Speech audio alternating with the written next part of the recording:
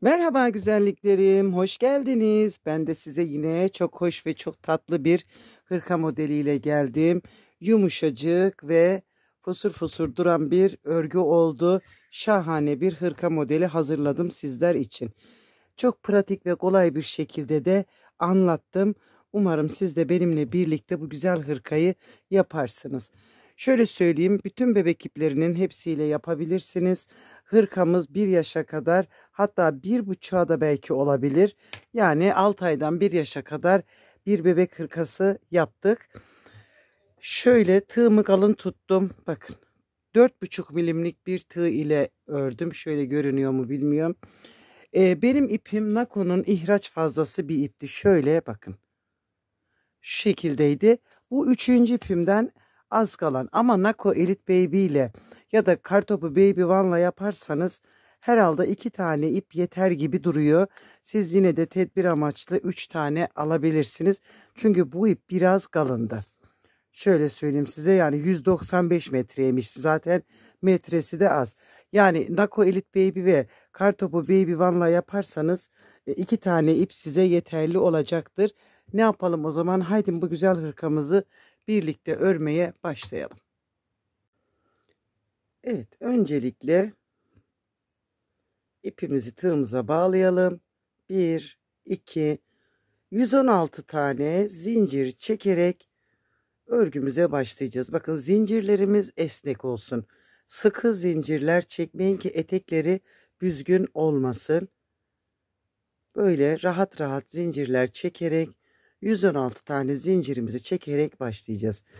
Ben şu alt olanı, bakın burası bütün parça halinde örüleceği için önceden hazırlamıştım. Şu an size örneğimin yapımını anlatacağım. 116 zincir ile başlayacağız. Birinciyi bıraktım, ikinciye sık iğne yaptım. Bakın. Böyle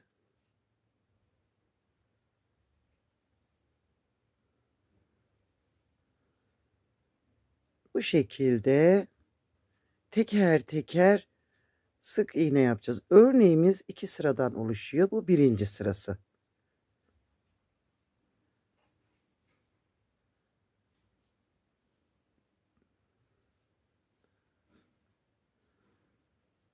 Ve bu.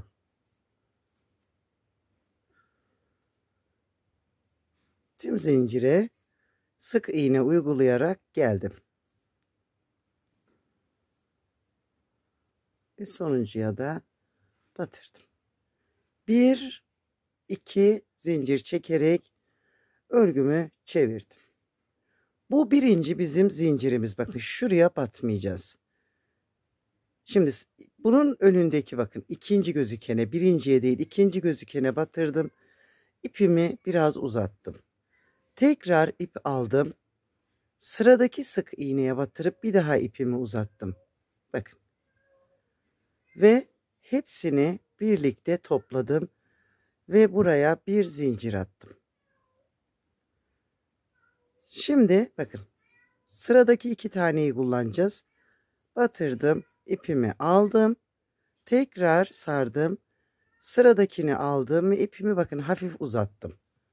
Hepsini birlikte topladım ve buraya bir zincir attım.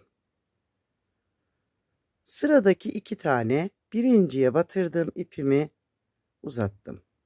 İp aldım, sıradakine batırdım, ipimi uzattım ve hepsini birlikte aldım. Bir zincir çektim. Sıradakinden aldım, ipimi uzattım. Tekrar sıradakinden aldım, ipimi uzattım ve hepsini birlikte çektim ve buraya bir zincir attım. Sıradakinden aldım, ipimi uzattım. Tekrar sardım, bakın, ve hepsini birlikte topladım ve bağladım. Sıradakinden, örneğimiz bu. Böyle seri bir şekilde ilerliyor. Bu aldıklarımızı biraz uzatacağız. Mesela bir trabzan boyundan uzatacağız. Bir trabzandan daha da uzun yapabilirsiniz. Şimdi sona geldiğimizde sonda bir tane tek trabzan yapalım. Bir zincir çekip çevirdim. Şimdi bu trabzanın tepesine sık iğne yapalım. Boşluğun içine bir sık iğne yapalım. Topladığımız örneğimizin tepe noktasına bir sık iğne. Boşluğun içine bir sık iğne. Topladığımız örneğimizin tepe noktasına bir sık iğne. Boşluğun içine bir sık iğne. Topladığımız örneğin tepe noktasına, boşluğun içine ve örneğimizi zaten ikinci sırasına geçmiş olduk. Yani örneği bitirdik. Yeni örneğin zeminini kurduk. Bir boşluk içine bir örnek tepesine, bir boşluk içine bir örnek tepesine, burada bakın boşluğun içine şöyle iki zincir çektim. İsterseniz bu zinciri 3 de çekebilirsiniz. Elinizin ayarına göre. Şimdi bakın burada hemen diptekine batacağım. Artık bu çünkü zincir çıkışını bıraktık. Burada birinciye batırdım, aldım. İkinciye batırdım, aldım. Topladım ve bağladım. 1-2 sık iğne aldım ve bağladım. Böyle bakın.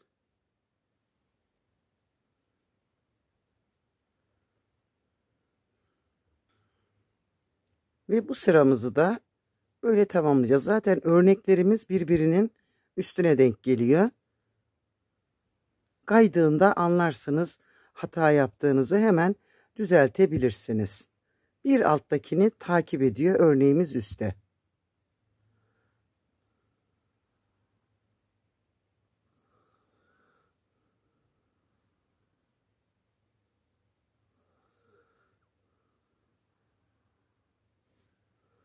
Ve bir trabzanımı yaptım, döndüm. Bir zincir çekip çevirdim. Ve yine bakın. Burayı hiç şaşırmazsınız. Bir örnek tepesine bir boşluk içine.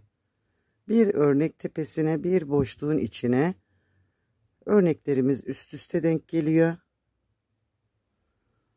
Ve böyle yumuşacık bir örgü oluşuyor.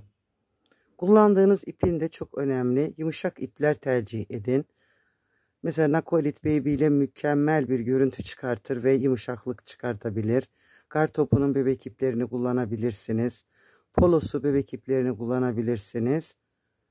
Hepsini yapabilirsiniz. Bakın. Şöyle. Bir bol çektiğim için bana 2 zincir yetiyor. Ve yine bakın aynı şekilde örneğimi kurarak devam edeceğim. Ve şimdi bunu örgümüzde bakın örgümüzü bir karış boyuna gelene kadar bu şekilde tamamladım. Hiç etek yapmayacağım. Yani etekleri bu şekilde kalacak. Gayet güzel ve şık duruyor. Şimdi bir karış boyuna geldikten sonra örgümüzü ikiye katlayıp bakın düz yüzü bize bakar şekilde bırakalım. Tekrar şöyle katlayalım. Şu şekilde. Nasıl belirleyeceğiz bunu? İkisinin de eşit olduğuna eminleşin. Şöyle bakın.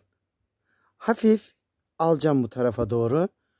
Şöyle arada küçük bir açıklık bırakacağım. Bakın.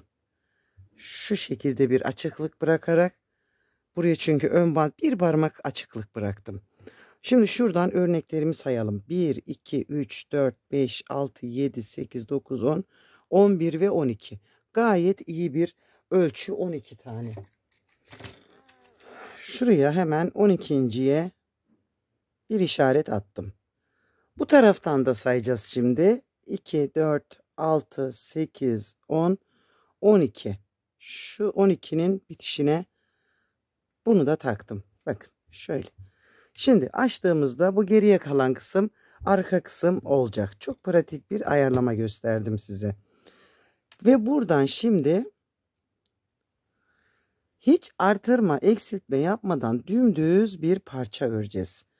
Kaç tane örnek yapalım? Bakın şöyle 1, 2, 3, 4, 5, 6 örnek sırası yapacağım.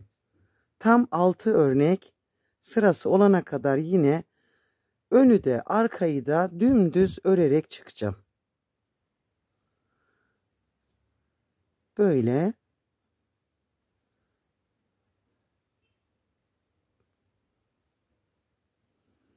Şimdi bu 12.'ye kadar gelip geri döneceğim. Sona geldiğimde bakın örneğimi tamamladım. Bir tane de öteki örnekten tek olarak trabzan aldım. Şöyle. Bir zincir çektim ve örgümü çevirdim. Şu trabzan tepesine batmasanız da olur. Direkt boşluk içinden başlayabilirsiniz ve yine böyle devam edeceğiz. Şimdi örgümüzü dümdüz örelim. Arka düz, önler düz. 6 örnek sırası yapana kadar, sonrasında tekrar bakacağız. Görüp göreceğiniz en pratik yeleklerden, hırkalardan birisi olacak. Bakın geldim sona kadar yine.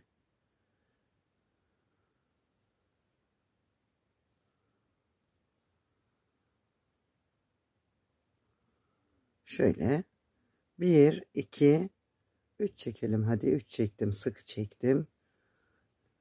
Ve yine başlayacağız örneğimizi yapmaya.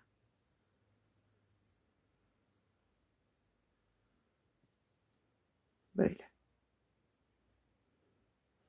Evet güzelliklerim, bakın ördüm. 1, 2, 3, 4, 5, 6 örnek ördüm. Sık iğne sırasını yapmadım. Bakın böyle bıraktım. Şimdi burada önün birini yaptık. Şimdi öteki önü de buradan başlayıp yine dümdüz öreceğiz. Tekrar arkayı, şimdi bu önü öreceğiz zaten. Şimdi şu arkayı yaparken bakın. Şurada arkayı yapacağız ya. Şurada arada bir taneyi bırakıp ikinciden ipimizi takalım. Şuraya takalım ipimizi. Şöyle. Şimdi sonda da aynı şekilde bir tane kalana kadar öreceğiz.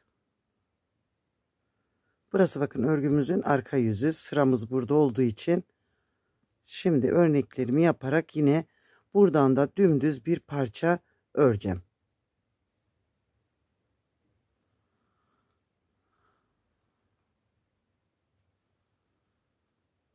Şöyle bakın.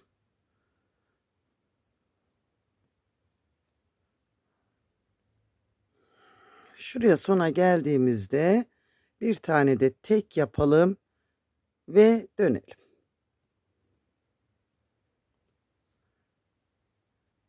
Evet arkadaşlar, şimdi bu arkayla da önü yine dümdüz örerek gelelim, sonra geri işlerine başlayalım. Evet güzelliklerim, 1, 2, 3 parçayı ördüm. Şimdi omuzları birleştireceğiz. Bakın şimdi düz yüzünü kendimize doğru katlayalım. Burayı böyle, burayı da böyle buraya katlayıp, bakın şurada ipimi kesmemişim, bir saniye.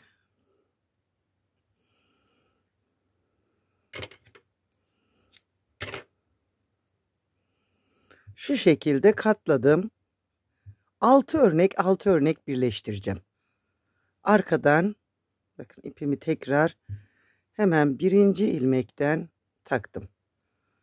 Buradaki birinciden taktım ve ipimi aldım. Şuraya bir kere bağlayacağım. Şimdi burada bir örnek bir zincir sıramız var. Bakın şöyle. Burada zincirlerimin tek kanadından aldım. İpimi içinden geçirdim. Örnekleri yaptığım yerden yine bakın içteki tek tellerini alarak geçirdim. Zincirin tek kanadından geçirdim. Örneğimin üzerindekinden geçirdim.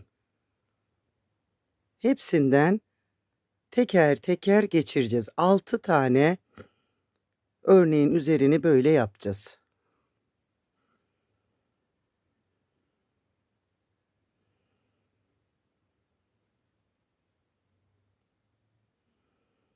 Bakın Hepsine batmamız gerekiyor. Sakın atlamayın.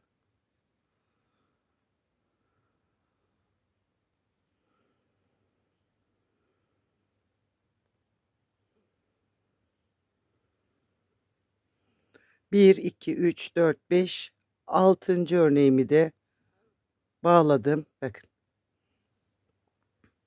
Buraya bir, iki zincir çekip ipimi kestim. Bunları tığlama yaparken kaybedeceğiz. Döndürdüm. Şimdi bu omuzu da aynı şekilde önce burayı bağlayacağım. 6 örneği de burada birleştireceğim. Ve başlayalım şimdi. Bakın içteki tek tellerinden yine ipleri kol kenarlarını tığlarken kaybedeceğiz.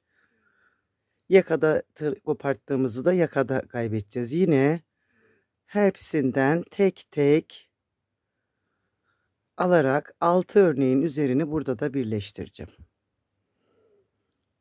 Halen ters yüzdeyim. Omuzları birleştirdim.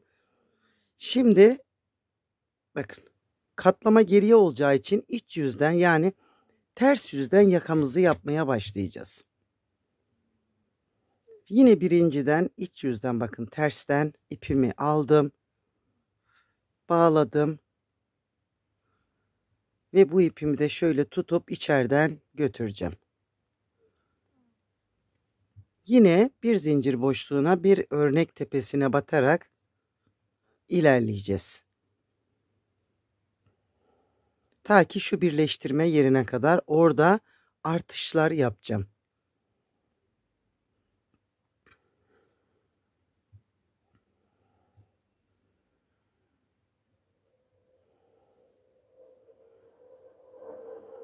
Şimdi gidelim oraya. Buraya geldiğimde bakın şu birleştirme noktam. Şimdi şurada örnek tepesinden 2 tane sık iğne çıkartacağız. 1, 2. Bakın bu birleştirme noktamdan şuraya batırdım. 1, 2. Tekrar önündekine batırdım. Bakın. 1, 2. Ve yine örnek tepesine batırıp 2 tane de buradan çıkartacağım. 1, 2. Ve yine şimdi örneklerimi birebir yaparak öbür uca buraya kadar geleceğim.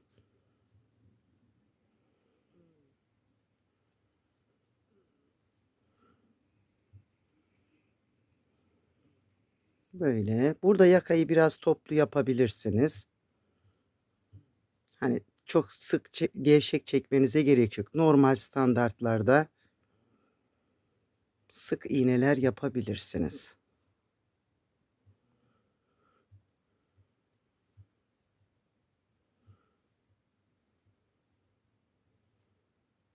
Evet.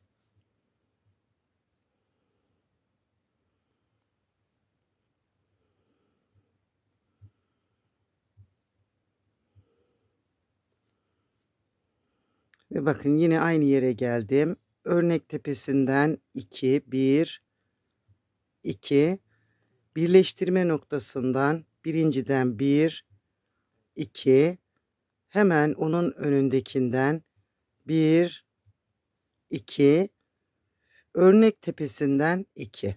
4 tane de burada artırdım ve şimdi yine düz olarak devam edeceğim. Öbür uca geleceğiz. Şöyle.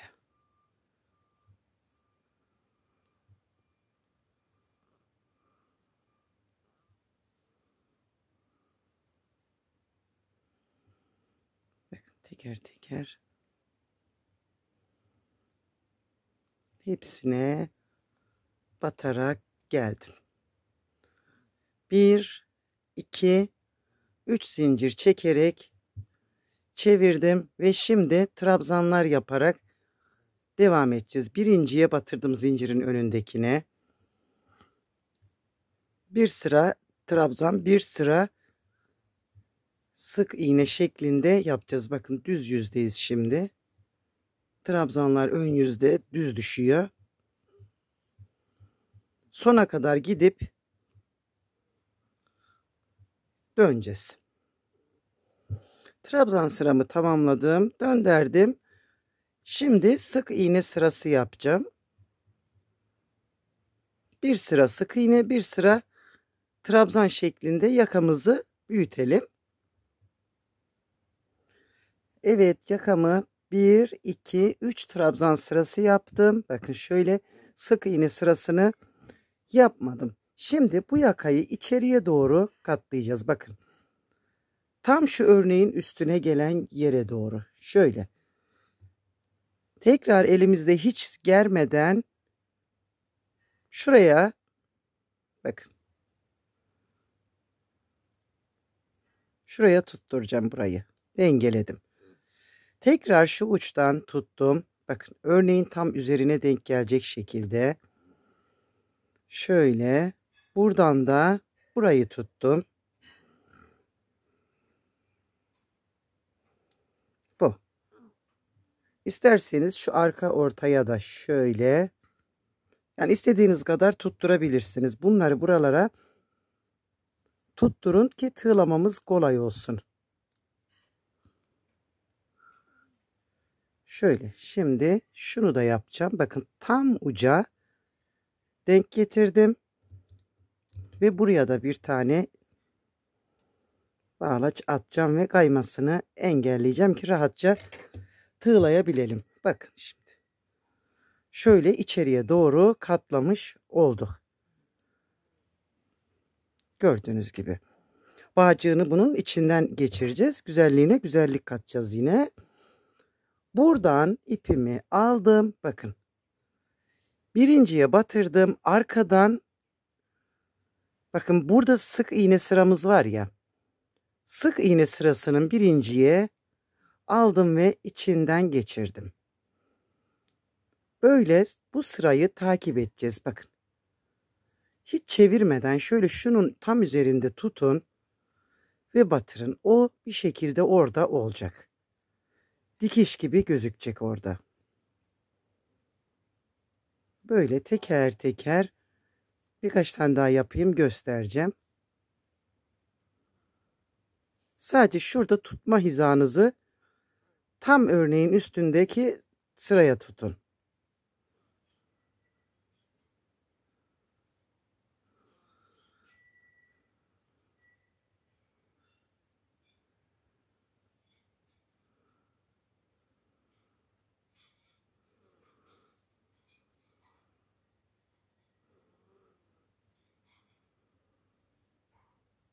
Şimdi bakın geldim buraya. Bir bakacağız şimdi ne yaptık. Bakın. Şöyle önde bu aynı ters ilmekler gibi gözüktü. Buradan öbür uca kadar bu şekilde tığlayacağız.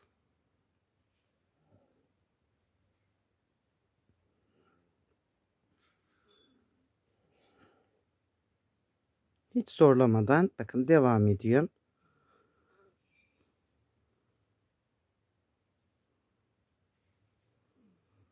Şimdi sona gidelim.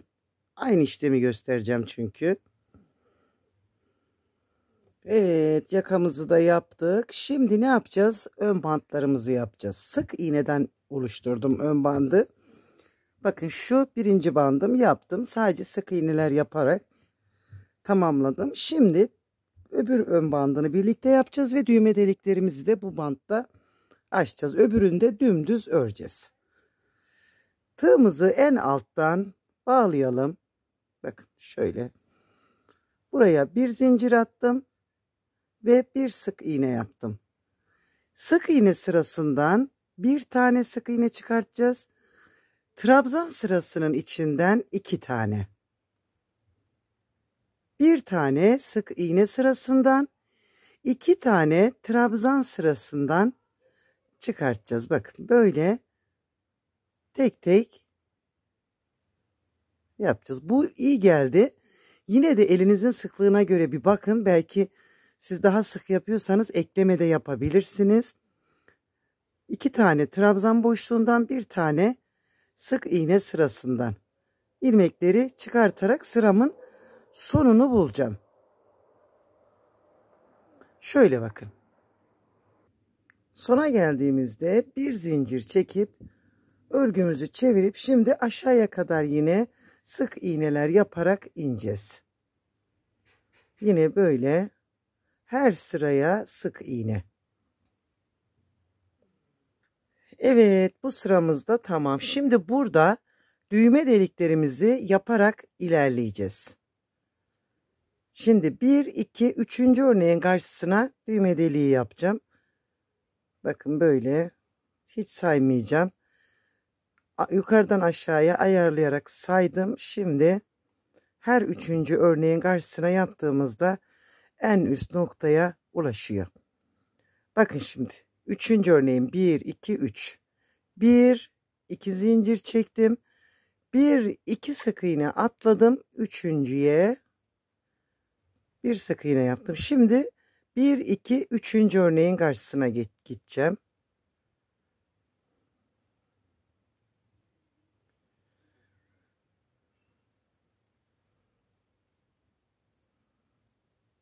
Bakın şimdi. Şuradaydı bu. 1 2 şimdi 3. örneğin yine karşısındayım. 1 2 zincir çektim. Zaten bakın burada arada yaptığımız 2 sık iğne var ya, tam onlara denk geliyor. 1 2 atladım. Üçüncüye yine sık iğnemi yaptım.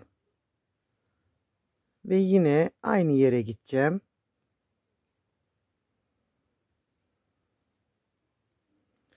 Şöyle 1 2. Bakın yine 3. örneğin karşısındayım. Ve buraya 2 zincir. 1 2 atladım. Üçüncüye batırdım. Ve yine 3 sayacağım. 2 tanenin üzerini yapıp üçüncünün sık iğnelerinin üzerinden zincir olarak geçeceğim. Bakın 1 2 1 2 üçüncüye batırdım.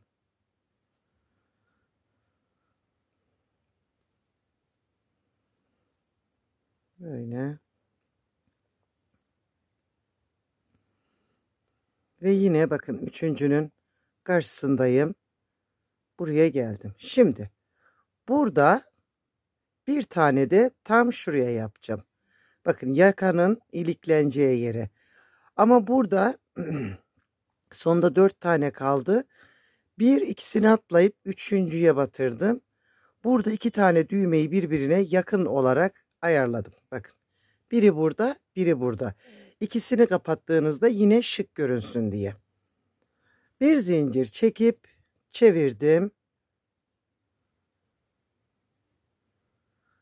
Ve şimdi zincirlerin içine 2 sık iğne yapacağız.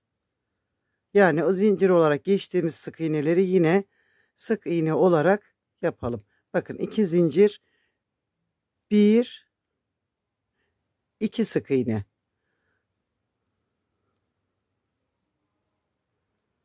Ve bir kere daha göstereyim. Şimdi zincirime geleceğim. Bakın. Bunun içine 1 2 ve böyle aşağıya doğru ineceğiz. Evet, evet, sıramı tamamladım.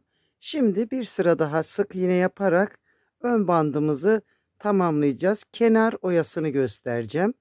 Şimdi burayı yukarıya kadar gidelim. Bakın böyle düz öreceğiz. Düğme deliğinin üzerine 2 sıra sık iğne yapmış olduk.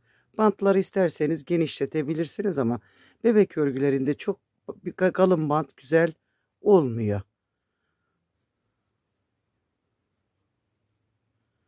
Şimdi sıramı tamamlayacağım. Sona geldiğimde bir zincir çekerek ipimi biraz uzun kestim. Çünkü bunu arkada rahatlıkla saklayabilmemiz için şöyle biraz daha ince bir tığ aldım. Bakın ipi buradan örerek götüreceğim şimdi. Şöyle Bakın burayla aynı yaptım. Tekrar şuraya geldim. Aradan aldım. Örgü örmenin en gıcık yerlerinden birisi de bu ip saklamalar. Hiç sevmem. O yüzden tığlarken hep içinde tığlıyorum ipleri. Ama son bitişlerde mecbur örmek zorunda kalıyoruz. Şimdi bunu buradan keselim. Ve bakın şöyle hiç gözükmedi. Şimdi kenar oyası yapmayacağım güzelliklerim, vazgeçtim. Bu böyle de güzel. Hiç gerek yok daha ağırlaştırmaya. Şimdi kolları bakın. Şöyle, eğer ki hırka yapmak isterseniz aynı bu mantıkta sık iğneler çıkartacağız. Eğer ki yelek olarak bırakacaksanız böyle bu şekilde tığlayın. Şimdi biz hırkaya devam edeceğimiz için bakın şimdi tam şu ortadan ipi aldım. Hep düz yüzden öreceğim burayı. Bir üst sıraya bir üst sıraya çıkarak. İki ip içinden geçirdim. Şunu da aldım. Nasıl sık iğneler çıkartmıştık. Tabi hemen tığımızı geri alalım. Örgümüz değişmesin. Sık iğne sırasından bir, trabzan sırasından 2 almıştık. Aynısını şimdi burada da yapacağız. Böyle 2-1 olarak ilerleyeceğiz.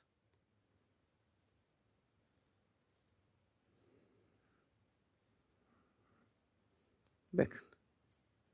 Şu omuz birleştirmesinde şuradan bir tane daha ip alalım. Kaybedelim. Yok, şu tarafa da gider. Oradan yapalım. Şimdi burayı 1-2 olarak getirelim. Bakın 2 tane burada yaptım. Şu birleştirme noktası var ya, burada da 1 tane. Bakın sayıyı bozmamak için şuradaki ipleri de şöyle alalım ve yine şimdi 2-1 olarak aşağıya inelim.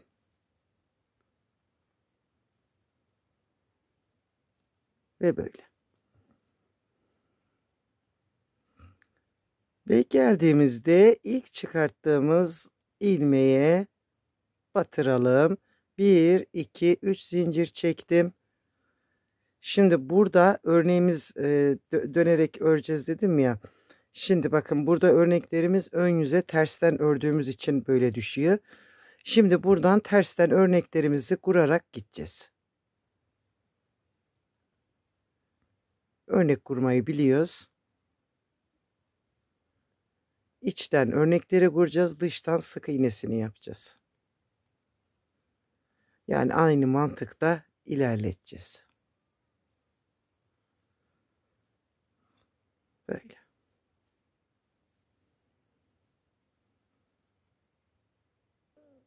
Sona geldiğimde bakın şu zincirin içine bağladım. Bir zincir çektim. Çevirdim.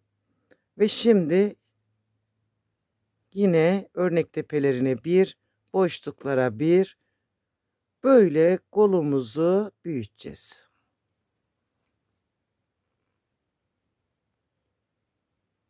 Hiç eksiltme yapmayacağım. Dümdüz indireceğim. Böyle bol ve ferah bir kolu olsun. Zaten hırkamız çok yumuşak bir hırka. Evet, bakın.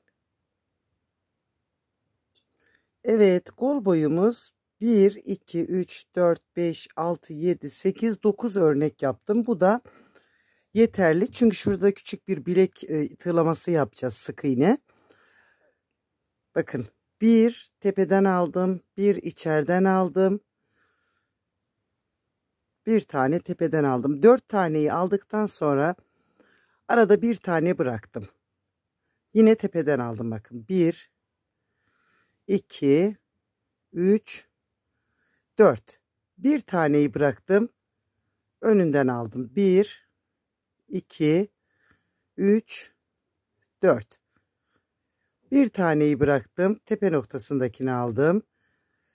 1, 2, 3, 4. Bir tane bıraktım. 1, 2, 3, 4. Bir tane bıraktım. 1, 2, 3, 4. Bir tane bıraktım. 1, 2, 3 ve sona gelmişiz zaten. Şöyle de birleştireceğim. Bakın hafif burayı daraltmış oldum. Yine ön bantlarıyla uyumlu olsun diye dönerek öreceğim. Bakın bir döneceğiz arka yüzden, bir tane döneceğiz ön yüzden. Ön bantların genişliğinde buraya da bir tane bant yapalım. Böyle.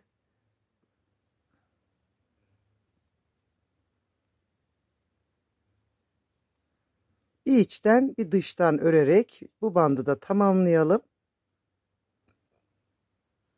Evet, minik kolumuz da tamamlandı. Tosur tosur bir hırkamız oluyor. Şimdi ben öbür kolu da öreceğim. Şu bağcığı nasıl yaptığımı da göstereyim size. Bağcığımıza da uzunca bir zincir çekelim. Bunun içinden geçip böyle buralarına sarkacak kadar bir zincir çekelim. Ama çok sıkı çekmeyelim yine. Bakın böyle rahat rahat zincirler çekelim. Çünkü tekrar öreceğiz onu. İçinden geçerek tekrar öreceğiz. O yüzden rahat çekin. Böyle. İpi 2 kat yapıp da yapabilirsiniz. O da olur. Nasıl isterseniz. Ben bunu göstereyim. Siz istediğinizi yapın. Böyle.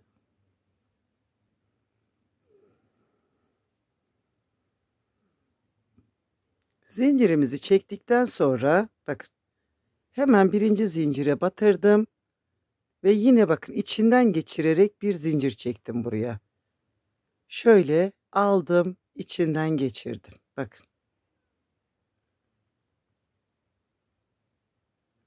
Yani ikinci bir zincir çekiyoruz iç içe. Böyle. Şu.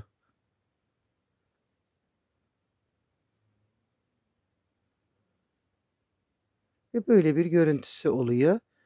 Çok kaba da değil, çok ince de değil. Orta ayarda bir bağcık oluyor bu. Böyle. Şimdi hız alabiliriz. İçinden geçire geçire. Bakın. Arka yüzü de böyle gözüküyor. Bir çengelli iğne yardımıyla bağcığımızı yerine takalım. Buradaki ara boşluktan bakın rahatlıkla geçiyor bu. Öbür ucuna kadar. Bağcığınızın ucuna pompon yapabilirsiniz. Ahşap boncuklar takabilirsiniz. Sade de bırakabilirsiniz. Ben şimdi bir ahşap boncuk deneyeceğim. Güzel olmazsa pompon yapacağım. Şöyle. Alalım bunu geri buradan.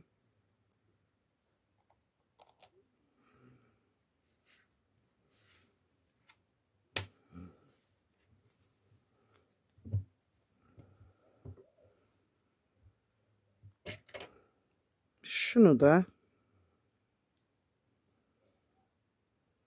böyle. Şimdi şöyle bir bakın. Beğenmezseniz pompon sanki bu hırkaya yakışır gibi duruyor ama siz bilirsiniz. Hani şöyle şunu da göstereyim ama ben pompona dönebilirim. Buradan bunların ucunu şimdilik bağlamayacağım. Şimdi öteki kolumu da örüp hırkamı bitireceğim. Evet, hırkamız bitti ve çok tatlı oldu yine. Yumuşacık fosur fosur bir hırka yaptık. Şöyle göstereyim. Şahane bir hırka oldu. Hem kız bebek hem erkek bebek için müthiş bir hırka modelimiz oldu. Bağcıklarımız da çok güzel oldu. Böyle toplayabiliriz burayı. Çok sıkı bir boğaz olmadı çünkü. Ve bu şekilde. O zaman benim anlatacaklarım bu kadar. Siz bunu yapmaya başlayın. Ben sizin için yeni model, yeni yelekler, hırkalar yapmaya devam edeyim. Hoşça kalın. Sevgiyle kalın.